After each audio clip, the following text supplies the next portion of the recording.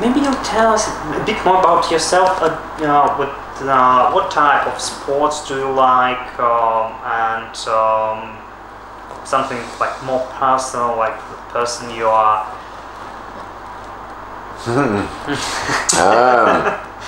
Because you're well. First of all, do you call yourself Australian or not? Yes, yes, I have done for some years. I was quite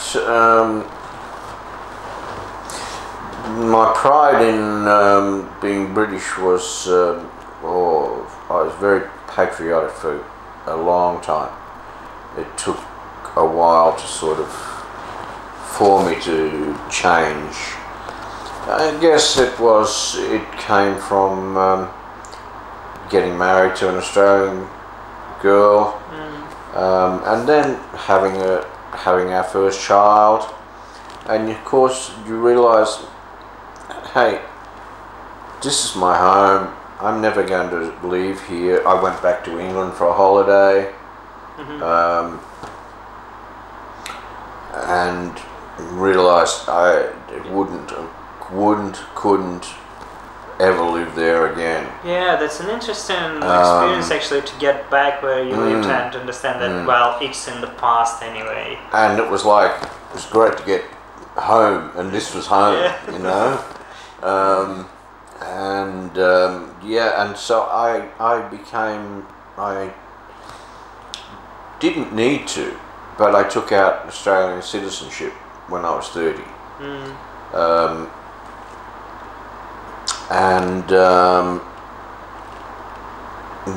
I guess from then on I've just always considered myself to be Australian. The more the years go on, the more Australian I consider myself to be.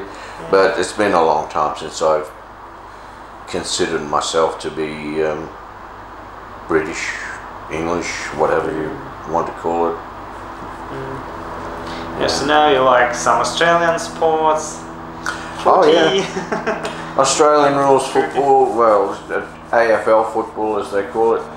Cricket, which is an English sport anyway, it was invented in England, but I really only have three sports. AFL football, cricket, and soccer football. For international cricket matches, do you, which team do you support? One from England or Australian one? If they are playing together against each other. That's interesting, actually. Australia. Now, my younger brother, he still supports England. So we always, you know, it's great rivalry between us. During the season. Australia would play England in football. I would always support Australia. Anybody else against England, and I would be supporting England. But if it's Australia, always Australia. Priority number one. Oh yeah, for sure. Many people consider Australians quite travelers, and Australians are known across the world for their love to travel. You can find Australia in each and every country of the world, just traveling one country, another country, and doing big trips actually. It's not just something small. Do you like to travel? I love to travel. I've travelled quite extensively. I'm not sure whether it's an Australian trait in particular. I think we're just lucky that we have the ability to be able to travel. And the other thing is too, and again it comes down to this isolation thing, is that we tend to, obviously, we travel further than what Yeah, it's not like 2-hour flight somewhere. It's not that we necessarily travel more, but see, like my friends I told you about that I grew up with as a kid in England. My friend Dave, he's over in Spain at the moment. He goes over to Spain at least once a year, but he'll travel to all different parts of Europe, but doesn't really go any further than Europe. Yeah, so it's pretty whereas we will travel to the States or to Europe or to Asia or to all other parts of the world. Because God, if you're gonna go to Asia, which is 10 hours away, you might as well go the extra few hours and travel a bit further and then a bit further again. But there was a time, and this comes back to the cultural cringe that I mentioned right at the very beginning, when it was almost pretty much a rite of passage for every Australian to travel to the UK, to the motherland, as they still called it in those days. Not so much now. It's still probably the most popular destination for younger Australians. Other than, of course, the closer places like Bali and those sort of places, but the UK is still the place to go to for most Australians. But I've been lucky enough to go. I've been back to England twice, or England, UK, whatever you want to call it. I've been to the States a couple of times because I have two sisters that live over in the States. But I've also been lucky enough not just to visit my sisters, but to travel around the States. It's big country, bigger than Australia. So, but I've also, I've been around the world. I've been to Paris, to Rome, to Egypt, Singapore. I've been to Thailand 3 times now, and in another 24 hours it'll be my 4th time. Lucky you. It's a nice place. Oh, I love it. I love it. I love it. Yeah. Great place. So they've been pretty much to each and every continent except for Antarctica. Yeah, I have. I've been to Africa. Oh no, I haven't been to South America. Yeah, so I've been to Africa, Europe, North America. Yeah. Been to Canada. Yeah, forgot Canada. Yeah. That's the only South America. Yeah, so that's traveling a lot. Been around. Yeah. And Australia itself, it's quite a diverse country with a lot of cultures here and a lot of languages spoken here. Not the primary language, but the language that people speak in their families, and you've got lots of different cultures around. Do you still feel? Do you feel the need to stick with your compatriots, with people with the same language, same cultural background, or that's actually not a thing that matters to you, and you pretty much go easily with everyone?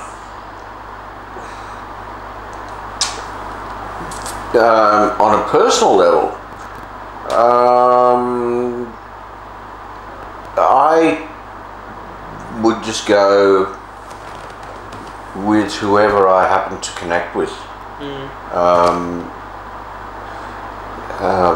I love different cultures, but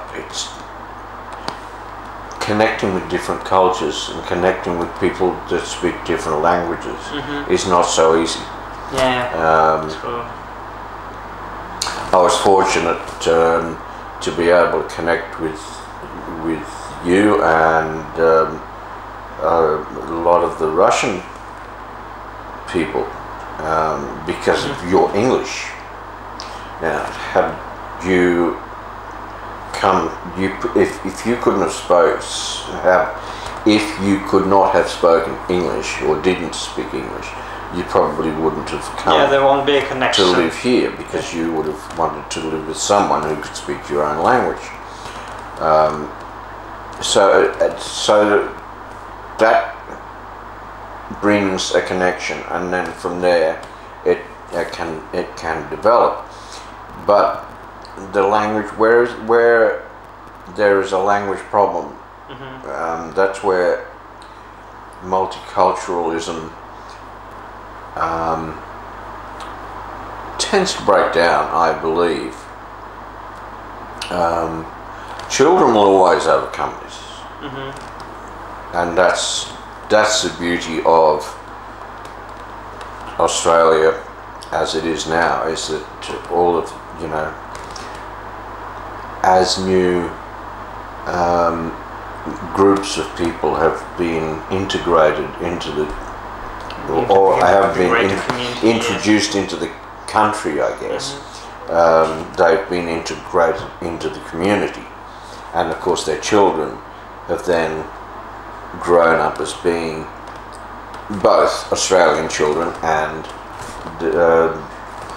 with a background of the culture from where their parents were born. But their parents themselves will often only mix with their own. Yeah, that's an unknown problem. Tiny little community. Even my parents, look, they worked on a factory. As I said, my father came out.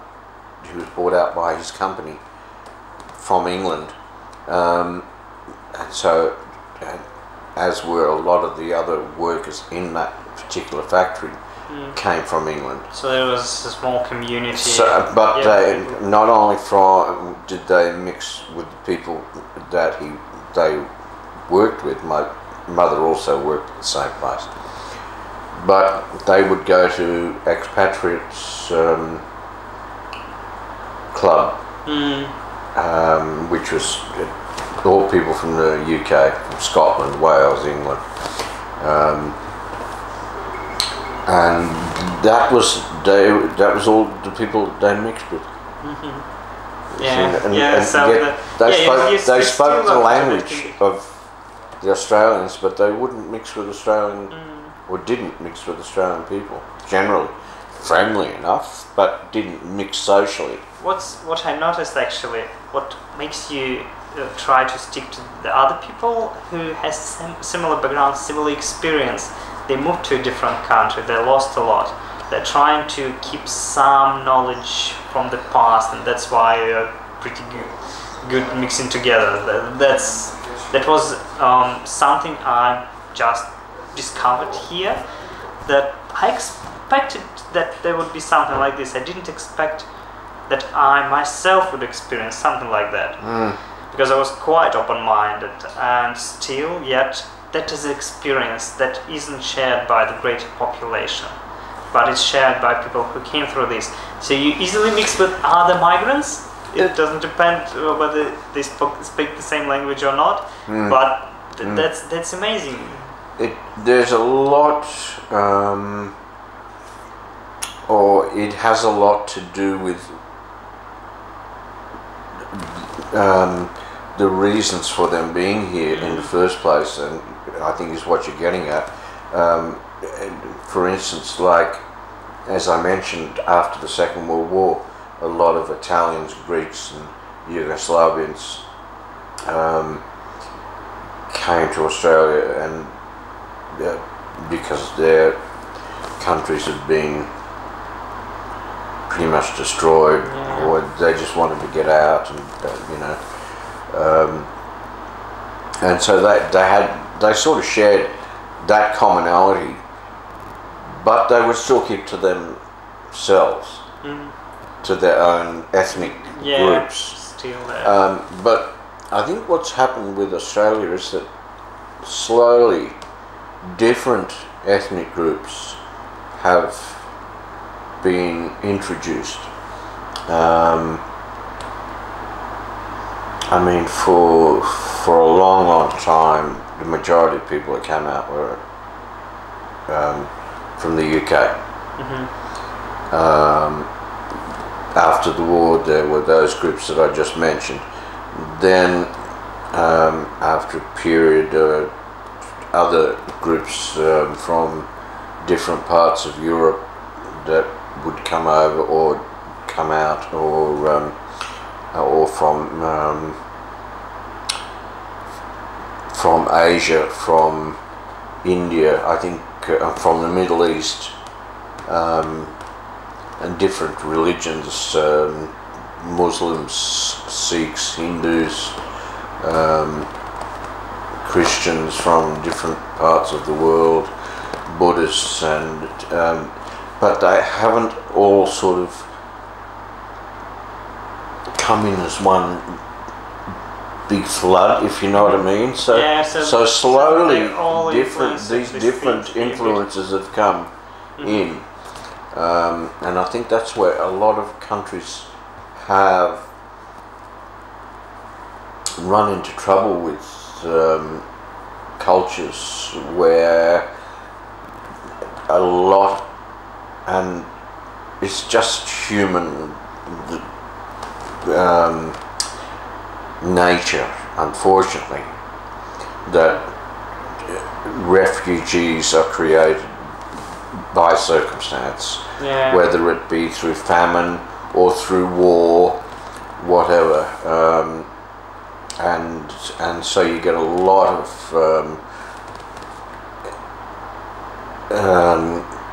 ethnic,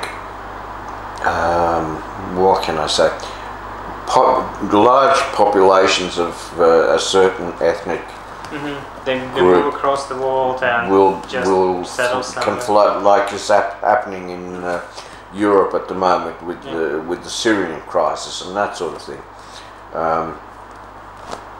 and that doesn't help them to integrate so well with the community, because the original community can see it as being a threat, whereas here, because it's more of a gradual thing, it's not seen as a threat. Yes. There was so many different people coming each year. I mean, people are used to having strangers around. There will always be a certain minority of people who will take certain offence at a group of people from another country, whether it be from their race, their religion. Could be even their own country, but different part of that country. Well, people tend to find themselves some enemies just for the sake of finding them. And you'll find those sort of people in any country in the world. Yeah. But I think, in general, we are tolerant in Australia because, like, the Greeks are tolerant of the Italians are tolerant of the Yugoslavs, British are tolerant of, well, probably they are tolerant of the British, and we're tolerant of all of those, because they've all come at different stages and they've been accepted. And so that acceptance has then been passed on, and so it goes around and around, you know. There was a time you wouldn't see an Asian person in Australia. Now look at all of the Asians that live and have integrated into the population and brought their own culture, and it's, you know, it's fantastic. you wouldn't have seen somebody from Africa not too many years ago. Yeah, and now you could see some people here and they're pretty good integrated. Yeah. And what I could see with my son going to the language school, and quite many people from Africa there, and although their parents seems to be not that well integrated yet, the kids, as my son told me, they're the same as everywhere else. Exactly what I was. They look different, but that's the only difference. They still speak English and they communicate with each other, they play with each other. Exactly what I was saying. And kids They just grow up and they don't know any different. And before you know it, they're all speaking like every Aussie ever has done. And of course they're lucky because they can speak another language at home like your kids. I mean, your kids, their English will be getting better and better and better. But you know, they're fortunate that they have their native language as well. Yeah, so they could get more out of both worlds if they wish to. Yeah, that's good. Yep. Talking about different cultures. Different cultures, they have different cuisines, and Australians have a lot of those cooking shows. MasterChef, My Kitchen Rules, all the rest. Do you like to cook yourself? You know I do. Yeah. Actually, yeah, Australia has a lot of cooking shows. Every country has a lot of cooking shows. Not as much in Russia, and as I noticed, people tend to talk a lot about cooking. It's quite a topic here. Yeah, I guess, again, because of the different cultures, the different cuisines that we do have.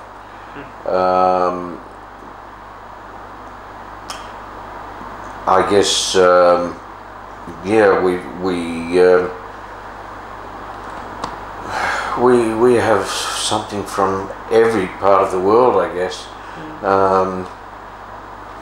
Unfortunately, we have a lot of bad stuff as well, but yeah, in general. Getting back to your question, I love to cook, absolutely. I actually wanted to be a chef when I was younger. It just never quite happened. But I've always had an interest in cooking. I don't have one particular type of cuisine. I tend to make things up as I go, and I can take a little bit from here and a little bit from there, and put different things together, and I guess if I have well, my favourite cuisine, if I like to eat out, for instance, French always used to be my favourite because I used to really love the sauces. Yeah, that's famous for that. Now I love Indian. I love Thai. Chinese is great. You know, you've got a choice here. It's just there's no end now. You've got Vietnamese. You've got Indonesian. You know. You've even got Russian, I guess. So. What's interesting, when I moved here, I didn't expect it would be that much different to my experience in Russia, because Moscow is known to be a multicultural city with people from all over the world living there. But still, cuisine is not that popular topic there. There are not that many restaurants, so maybe Italians and maybe French ones, but that's almost all. Thai started to take off, I think, but still it's not a thing to talk about. Different cuisines, different that you cooked yesterday. It's not a topic to talk about at workplace. When here with different people, they just talk, they share their experience, and I found it extremely interesting. When you Just picture a different person from a different culture with a different approach to cooking, with different cuisines that they're used to, and you share experience, and you actually find that some dishes are the same. You've got different names for them, but essentially they are the same, and you find this mix and the connection, which is really fascinating because it makes an extra connection between you. It does, but what's interesting about the cooking shows is you'll find, I understand what you're saying about how people talk about them so much. I can't compare that to overseas because I haven't lived long enough in other countries to know, but I know that things like the Master Chef, the My Kitchen Rules, and this, that, and the other different things, they all come from other countries, and so they didn't originate in Australia. But yeah, I mean, I guess it's again part of multiculturalism that you know, people get together at their workplaces and people talk about what they had for dinner last night, and oh, you had this, and oh yeah, what's that like? And you know, they're comparing things, and then and you get mothers that take their kids to school, and of course they all stand around outside the school and they'll have a bit of a chat, and they'll get on, and you know, and then of course what do they like to talk about is what they like, what they're going to cook, and that sort of thing, and because it's just something that everybody talks about because everybody eats, you know. And that's good actually. That yes, so much happier. But isn't it great that we're not all talking about McDonald's and Kentucky Fried Chicken and Pizza Hut, you know? Yeah. That we've got more interesting things to talk about. Yeah, that's true. That's true. Yeah. I also love to, you know, what's great about living here is I see all these guys like a certain Russian gentleman that came through not too long ago that have got no idea whatsoever on how to cook. And I love being able to just say, hey, you know, you stop, don't do this just let me give you a hand there, or if you need a hand, just sing out, just, you know, say something and I'll help you out. But yeah, it's that's quite interesting, and I just love it. I just love cooking. Yeah, and you actually cook great. You're a great cook. Yeah, thanks. Those kangaroo steaks. I don't do too bad. Amazing. Yeah. Well, I think we actually discussed almost everything from the past. Maybe the only thing left is to share some plans for the future. If you have some? Well, I do have plans for the future, certainly starting, commencing in just, well, from now actually, and we'd better wrap up because we're going to have to get to the airport because I have to go to meet my fiance, and in another week's time, exactly 1 week tomorrow, I'll be getting married over in Thailand. You'll be a happy married man. I'll be a happily married man, but I won't be able to stay there for too long, unfortunately. But yeah, then my dear wife Jai will be coming over here in at this stage. We're planning on in October, and then we'll be going backwards and forwards for a little while until such time as I eventually decide to go and settle down over there. That's where I'll be retiring, over in Thailand.